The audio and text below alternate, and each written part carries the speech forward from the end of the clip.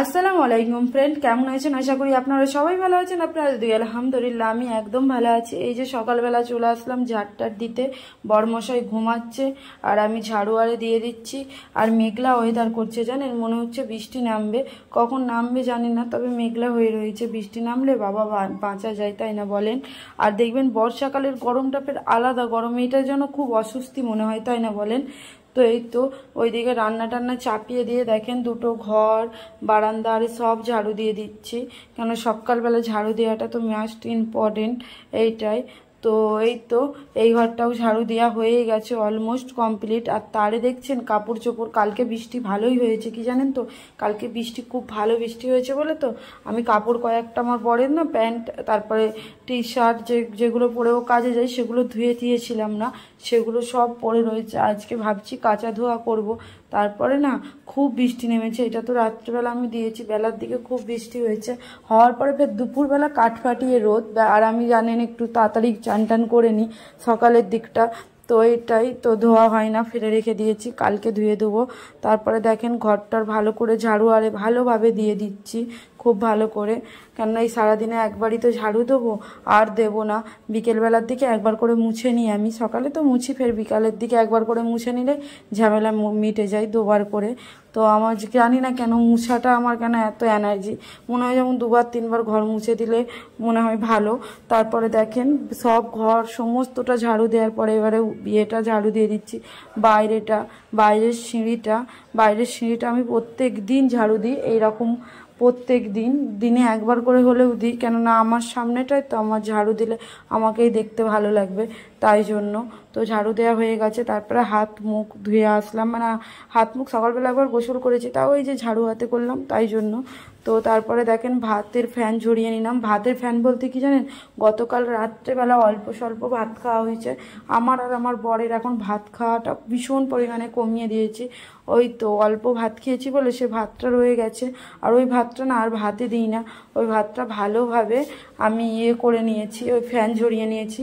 আর একটা সবজির তরকারি রান্না করেছি, ওগুলো আর কিছু শেয়ার করা হয় না। ডাল করেছি, ওটাও শেয়ার করা হয় না, টিফিনে দেবো বলে। আর এই যে মাংসটা, এটা ওবেলার জন্য রান্না করে রেখে দিচ্ছি, তাই জন্য। আর এই যে এই ডেকচির ভাতটা দেখছেন, এটা ফ্রেশ ভাত, এই ভাতটা ঝরিয়ে দিই, কেননা বরকে তো টিফিনে বাসি কুসি কিছু দেওয়া যাবে না, যা দিতে হবে ওকে ফ্রেশ দিতে হবে, কেন ওর শরীরটা খারাপ করে যাবে বাসি কুসি খেলে, তাই জন্য। আর ওই তো ভালোভাবে ফ্যানটা ঝরিয়ে নিচ্ছি। আর কি বলেন তো, এরকম করে ফ্যান ঝরালে না আমি হাতে খুব ব্যথা পাই, কেন জানি না, খুব ব্যথা পাই। আমার তো ফ্যান এমন করে ঝরিয়ে অভ্যাস নেই, আমার শুধু ডেকচিতে ভাতের হাঁড়িটা দিয়ে ওপর করে দিয়ে এরকমটা অভ্যাস, তাই জন্য। আরই তারপরে দেখেন ফ্যান ঝরানো হয়ে যাওয়ার পরে আমি একবার গ্যাসের চুলাতে বসিয়ে দিলাম। এটা একটু গ্যাসের চুলা জ্বললে নিচে যে জলটা থাকবে সেটা ভালোভাবে অ্যাবজর্ব করবে।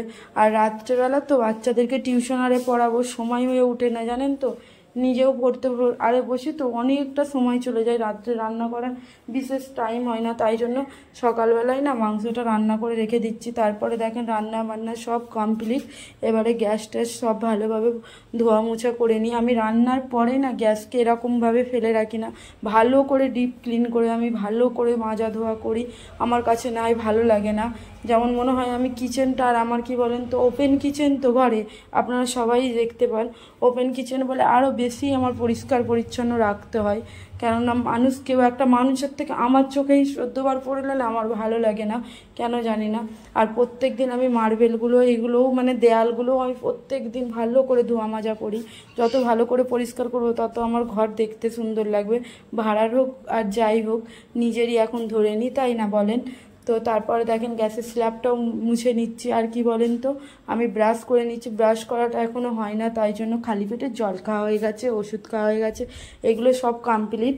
তো এই তো এবারে গ্যাসটা ভালোভাবে মাজা হয়ে গেছে, এবারে মুছে নিলেই হয়ে যাবে জল দিয়ে। আর খুন্তি বলো সাঁড়াশি বলো, সাঁড়াশিটা আমি প্রত্যেক দিন ধুয়ে রাখি, এগুলো ভালো করে ধুয়ে রেখে দিচ্ছি। আর বাসন পড়েছিল কয়েকটা, রান্নার যে বাসনগুলো পড়ে না ওগুলোও মাজামুজি হয়ে গেছে সব। তারপরে দেখেন আস্তে আস্তে সব ভালোভাবে মুছে নিচ্ছি। আর কি বলেন তো, এই সমস্ত কাজগুলো না একটু ধীরে সুস্থে করার চেষ্টা করি, কেননা বর ঘুমায় তো মনে হয় শুধু ও না উঠে পড়ে, কেননা সারাদিন তো আর ঘুমাতে পারবে না, এই টাইমটা একটু আরামসে যাতে ঘুমায় এই চেষ্টাই করি আমি। যাতে না বেশি সাউন্ড আরে আসে।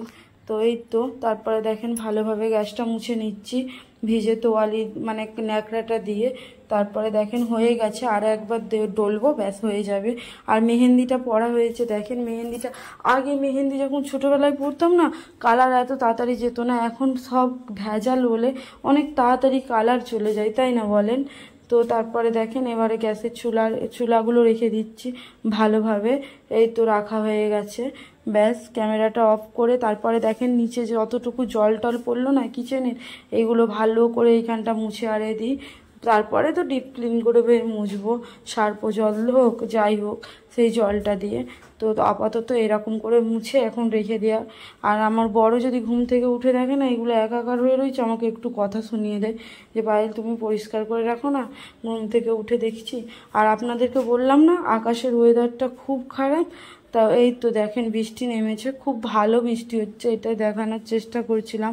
আর বৃষ্টি এসছে বলেই ঘুম আমার খুব ভালো। আমার বৃষ্টির দিনে না ভীষণ ঘুম পাই, ভীষণ ঘুম পাই, একটু বৃষ্টি পড়লেই না আমার মনে হয় আমি সারাক্ষণটি ঘুমাই।